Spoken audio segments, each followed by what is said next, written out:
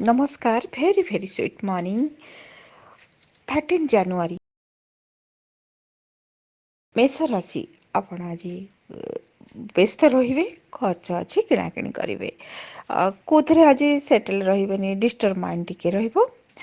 ଆପଣ ସଣ୍ଡେକୁ ଏନ୍ଜୟ କରିବା ପାଇଁକି ଟ୍ରାଏ କରନ୍ତୁ, ନଚେତ କିଛି ଇମ୍ପୋର୍ଟାଣ୍ଟ କାମ ବାକି ରହିଯିବ। ଆପଣ ଏନର୍ଜି ପାଇବା ପାଇଁକି ଆପଣ ନଅମୁଖୀ ରୁଦ୍ରାକ୍ଷ ଧାରଣ କରନ୍ତୁ, ବହୁତ ବଢ଼ିଆ ରହିବ ଆପଣଙ୍କ ପାଇଁ। ବୃଷ ରାଶି ଆପଣ ଆଜି ନୂଆ କଣ୍ଟାକ୍ଟ ହବ, ଏନର୍ଜେଟିକ୍ ରହିବେ, ବସ୍ତ୍ର ଜୁଏଲାରୀ କିଣିପାରନ୍ତି, କୌଣସି ଗୁରୁତ୍ୱପୂର୍ଣ୍ଣ କାମକୁ ବହୁତ ବଢ଼ିଆ ହ୍ୟାଣ୍ଡେଲ୍ କରିବେ, ଫାଇନାନ୍ସିଆଲ୍ ଆଜି ଷ୍ଟ୍ରଙ୍ଗ ରହିବ। ବୃଷ ରାଶି ଆପଣ ଛଅ ମୁଖୀର ରୁଦ୍ରାକ୍ଷ ଧାରଣ କରନ୍ତୁ, ମାଇଣ୍ଡ ଆପଣଙ୍କର ଆହୁରି ପିସ୍ ରହିବ, ଆଉ ଆପଣ ଜଲି ରହିବେ ବହୁତ। ମିଥୁନ ରାଶି ଆପଣ ଆଜି ବହୁତ କାମ କରିବେ, ପୁରା ବିଜି ସିଡ୍ୟୁଲ୍। କିଛି ଇନଭେଷ୍ଟମେଣ୍ଟ ପାଇଁ ଯଦି ପ୍ଲାନିଂ ଅଛି ଇଏ ତ ଭଲ ରହିବ, କିନ୍ତୁ ଆପଣ ଆଜି ବହୁତ ବ୍ୟସ୍ତ ରହିବେ। ମିଥୁନ ରାଶି ଆପଣ ଚାରିମୁଖୀର ରୁଦ୍ରାକ୍ଷ ଧାରଣ କରନ୍ତୁ, ଆପଣଙ୍କ ପାଇଁ ବହୁତ ବଢ଼ିଆ ରହିବ। ଆପଣ କୌଣସି କାମକୁ ନିଜ ଡାଇରେକ୍ସନରେ କରିପାରିବେ।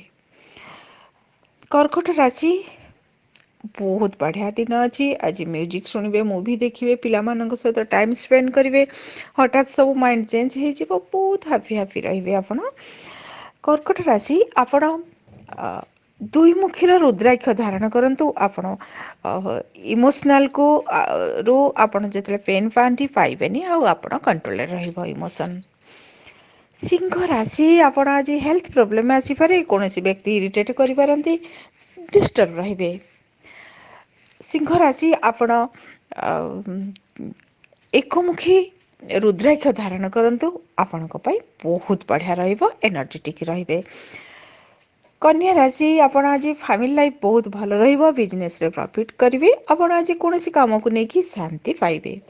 କନ୍ୟା ରାଶି ଚାରିମୁଖୀ ରୁଦ୍ରାକ୍ଷ ଆପଣଙ୍କ ପାଇଁ ବହୁତ ବଢ଼ିଆ ରହିବ, ଆପଣ ପିନ୍ଧିପାରିବେ, ପାଖରେ ବି ରଖିପାରିବେ। ତୁଳା ରାଶି ଆପଣଙ୍କୁ ଆଜି ଫାଇନାନ୍ସିଆଲ କିଛି ଷ୍ଟେପ୍ ନେବେ, ହେଲ୍ଥ ପ୍ରୋବ୍ଲେମ ଆସିପାରେ, ମାଇଣ୍ଡ ଆଜି ଟିକେ ଡିଷ୍ଟର୍ବ ରହିବ। ତୁଳା ରାଶି ଆପଣଙ୍କ ପାଇଁ ଛଅମୁଖୀ ଆଉ ସାତମୁଖୀ ରୁଦ୍ରାକ୍ଷ ବହୁତ ବଢ଼ିଆ ରେଜଲ୍ଟ ଦେବ, ଆପଣ ପିନ୍ଧିପାରିବେ, ପାଖରେ ବି ରଖିପାରିବେ। ବିଛା ରାଶି ଆପଣ ଆଜି ଜର୍ଣ୍ଣିଂ ବହୁତ ବଢ଼ିଆ ରହିବ, ନଲେଜ ପ୍ରତି ଇଣ୍ଟରେଷ୍ଟ ଆସିବ, ଫ୍ୟୁଚର ରିଲେଟେଡ୍ କିଛି ଡ୍ରିମ୍ ଦେଖିବେ, ଆପଣଙ୍କୁ ଆଶୀର୍ବାଦ ବି ପ୍ରାପ୍ତି ହବ। ଆପଣ ନଅମୁଖୀର ରୁଦ୍ରାକ୍ଷ ଧାରଣ କରନ୍ତୁ, ପାଖରେ ରଖନ୍ତୁ, ଆପଣଙ୍କ ପାଇଁ ବହୁତ ବଢ଼ିଆ ରହିବ।